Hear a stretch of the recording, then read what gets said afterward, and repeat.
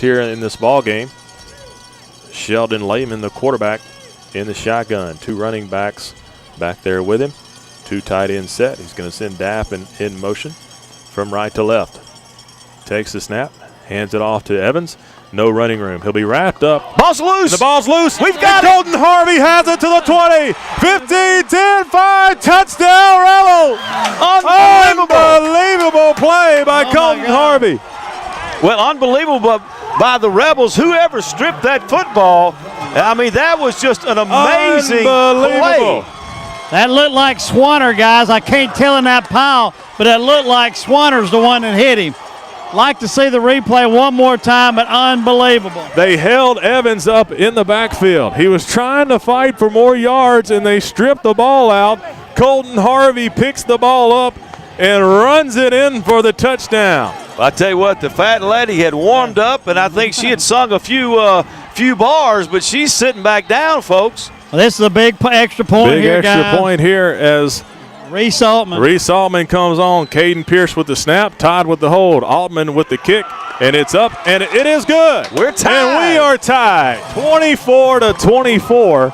54 seconds left to go, and I cannot. The Rebels really one play away, Jim. One play away from this. That's it. All they had to do was take a knee. That's why teams take a knee and they don't run the football. The Rebels were out of timeouts, and McGill Toolen ran a play. They ran a play. Why did they run a play? Unbelievable break. No, I don't think that was a break. I think that was That's right. That was caused by West Monroe. They held the runner up. They sure did. And they ripped it loose, and the ball popped straight up into the air. Colton Harvey was there, and I tell you what, nobody was going to catch him. Hey, Swanner lifted. I just talked to Swanner. He said, I ripped it loose. I thought it was Swanner, 94. What a play, guys. Swanner. A play, Ethan Swanner. I would like to know, sometimes ESPN will put up a stat, percentage chance to win a ball game. Well, it would have been 99.99999. Unbelievable. Unbelievable turn of events for the Rebels, and this game is tied. You heard me right. It's tied 24-24. 54 seconds left to go, and the Rebel defense and a squib kick by Altman will take it. It's taken at the 30 and knocked down about the 36-yard line. Why? So the Rebels elect a squib kick. Why did McGill Toolen take a knee? The Rebels are out of timeouts. That's right. What, it's second down? Second down. That was just poor coaching decision by McGill Toolen. You take two knees and the game is over. Coaching. Exactly right. So first down now for McGill Toolen. 51 seconds left on the clock. The ball is spotted at their own 36-yard line. And, folks, we've got more fireworks. McGill Toolen's been throwing the ball, having big plays down the field. The Rebels have been putting all kind of pressure on the quarterback, so that anything could happen at this point in time. 51 seconds left. McGill Toolen does have one timeout. Sheldon Lehman in the shotgun. He's going to send a man in motion. Has two men in motion, but they're not going to call it. He steps back. He throws the ball out here in the edge to Daff, and he's got running room, knocked out of bounds at about the 43. So gain of about 8 that time for the Yellow Jackets.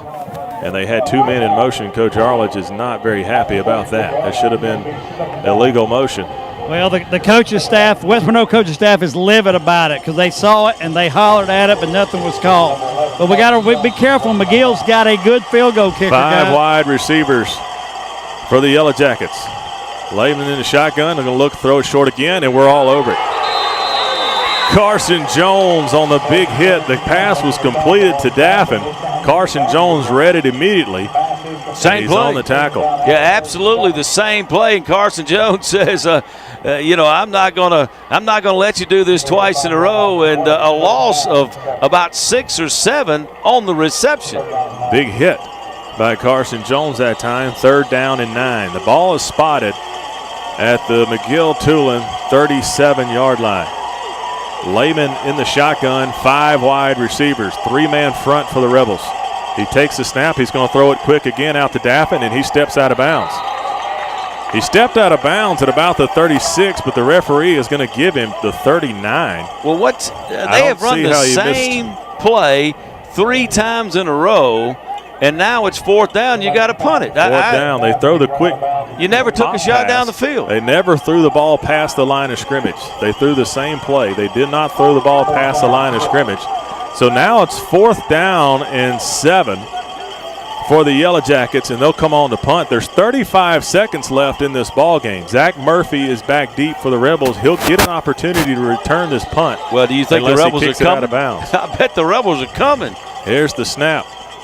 He's going to get the punt off. It's a high spiraling punt. Just let it go. He's going to let it go. The ball will bounce and still bouncing at about the 23-yard line. 24 seconds left to go in this ball game. And Stanley, the last time we went to Madison Central, we elected not to play an overtime game. It was 2 teams out of state, obviously Louisiana, Mississippi. What's the situation in the battle on the border? I haven't heard of what's going to happen here. I'm going to try to see if I can get one of the side officials and find out, between plays here. Well, West Monroe will have an opportunity with 24 seconds left to go, but I don't think you do anything. You got Hamburg all the way back in the up back position. So West Monroe is set up to take a knee here. You don't run a play. You don't rush. You don't risk it here. Not in this field. The ball is spotted at the West Monroe 22-yard line. Of course, if it is overtime, both teams get an opportunity with the ball at the 10-yard line, and whoever scores the most points wins. If they're tied, they do it again. The victory formation for the Rebels is a shotgun. So Common is standing back at about the 17. High snap, he catches it and takes a quick knee. Wow, I think everybody held their breath for a split second. He's 6'3", and it was a high snap. And the clock is ticking down. We're going to play overtime according to the side official. That's good. We deserve it. Wow. So West Monroe will get the ball first, and they are in the south end zone. That's the new end zone right next to the Rebel band. And Common comes out and looks like the Rebels as the referees are talking amongst each other. In the I formation. Common will be in the I. 2 wide receivers. That's Holloway and Jerry Day. Cameron Wright at the tailback position. Caden Pierce at fullback. Common under center. Takes a snap. He's going to hand the ball to Pierce. Wow. He's got a surge moving forward to the 5, down inside the 5, down to about the 4. So power football that time with the fullback Caden Pierce. And the Rebels will have 2nd down from the 4. So good gain of 6 yards that time by Pierce. And the Rebels will stay in the same formation. Just going to go old school veer option, it seems. Common will be under center I formation. Twins to the left side.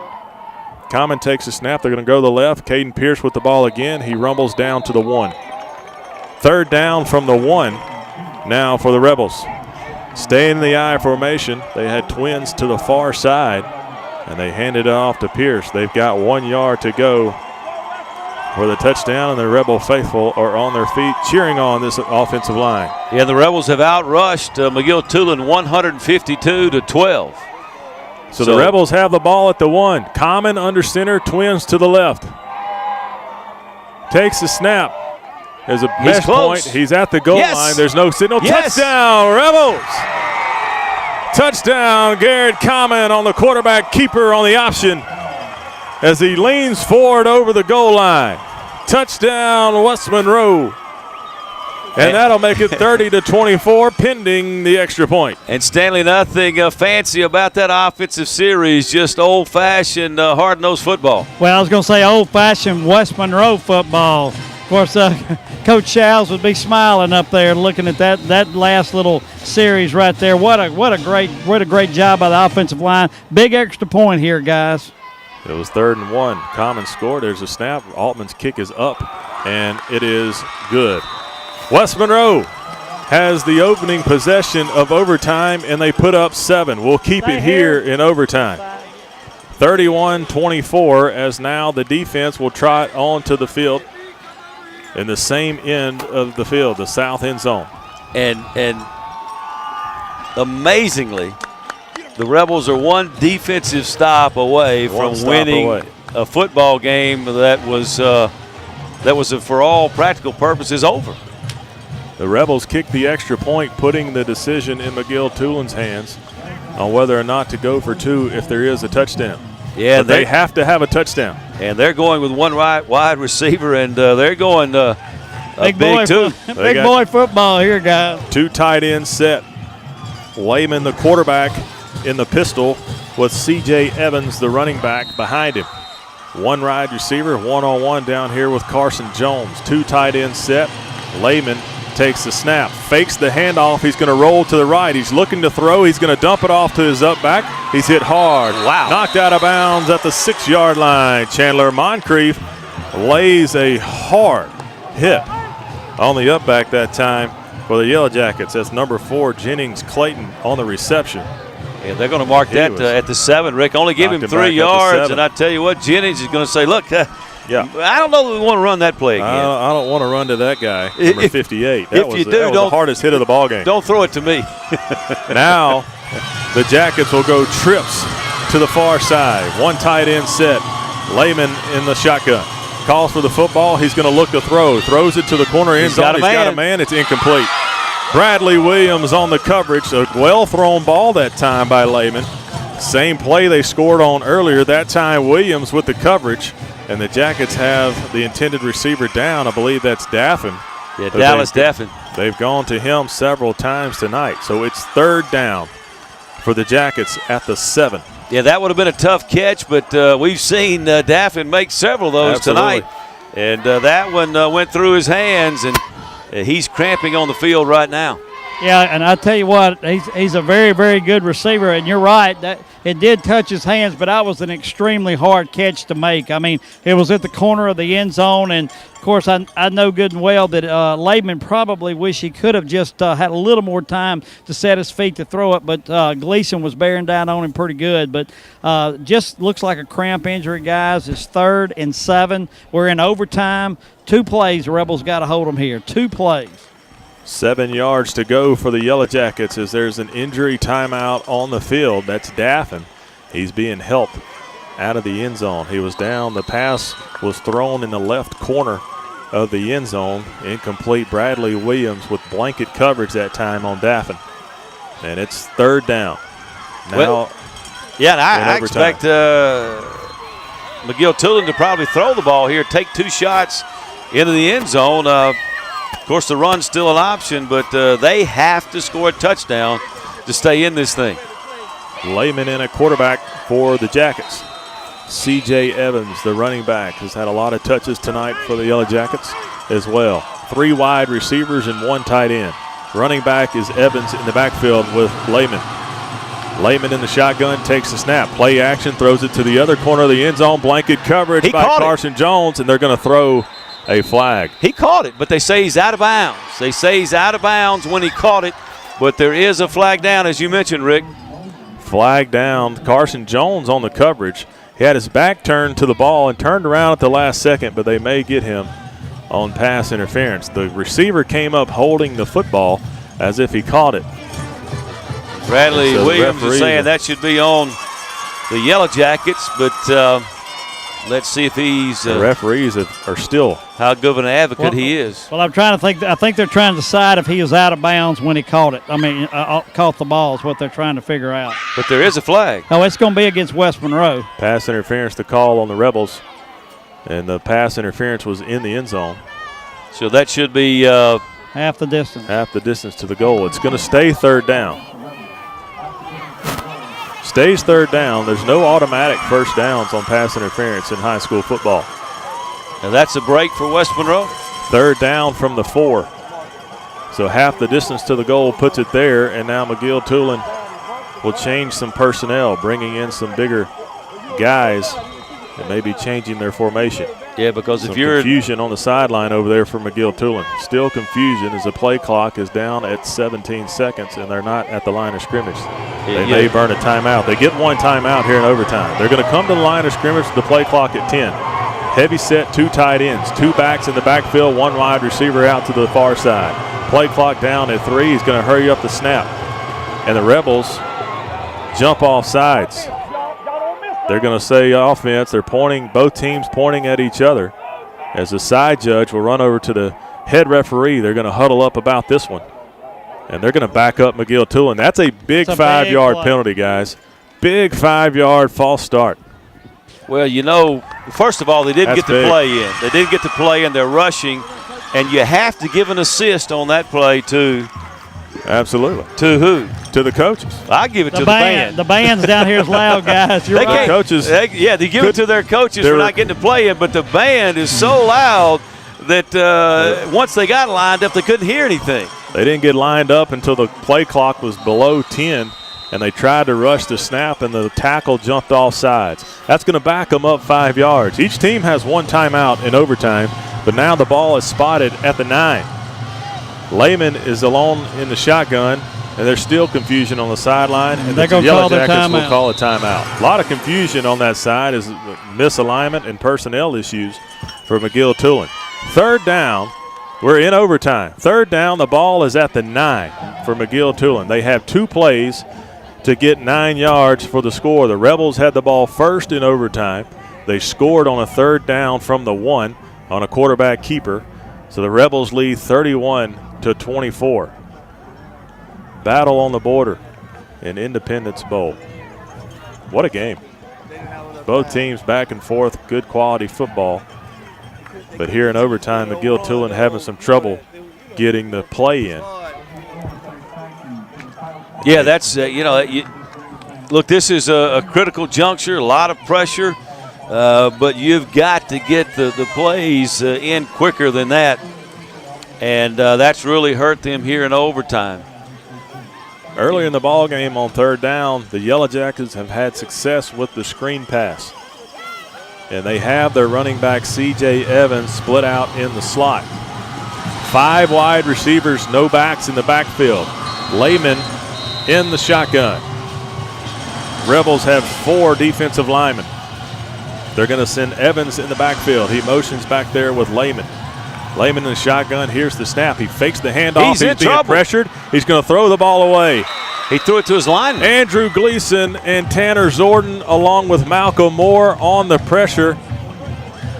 And there was nobody in the vicinity of the pass. Yeah, I mean, his tackle was. His offensive tackle. You saying no eligible receiver or player in the vicinity. You're exactly right, Rick. That could have been intentional grounding, and I don't see a flag. Sometimes they throw those awful late, but again, I think they were trying to set up the screen to Evans. Looks like it. That's right. But it looked like a screen pass, but the Rebels playing excellent defense. Now it's 4th down. 4th down from the 9-yard line here in overtime. Rebels leading by 7, 31-24. This is the ball game. The Yellow Jackets have to score on this play. Rebel band cranking up the sound. Trips to the far side. C.J. Evans in the backfield with Lehman. Lehman takes the snap, fakes the handoff. He's looking to throw, runs out of the pocket. He's scrambling for his life. He's going to heave the ball in the end zone, and it's incomplete. Bradley Williams with the pass deflection, and the Rebels will win the battle on the border, 31-24. Unbelievable comeback by the Rebels. I don't believe it. Stanley, I don't think I've ever seen an ending quite like this one. What a ball game. What a ball game. I'm going to let y'all do Coach Arledge afterwards. I'm going to get the guys. I'm going to get the coordinators right quick. What a victory for the West Monroe Rebels at Battle on the Border. They win in overtime after the improbable fumble return by Colton Harvey. And they come out victorious. The strip by Ethan Swanner made it possible. And the Rebels come out victorious. What an unbelievable sequence of events.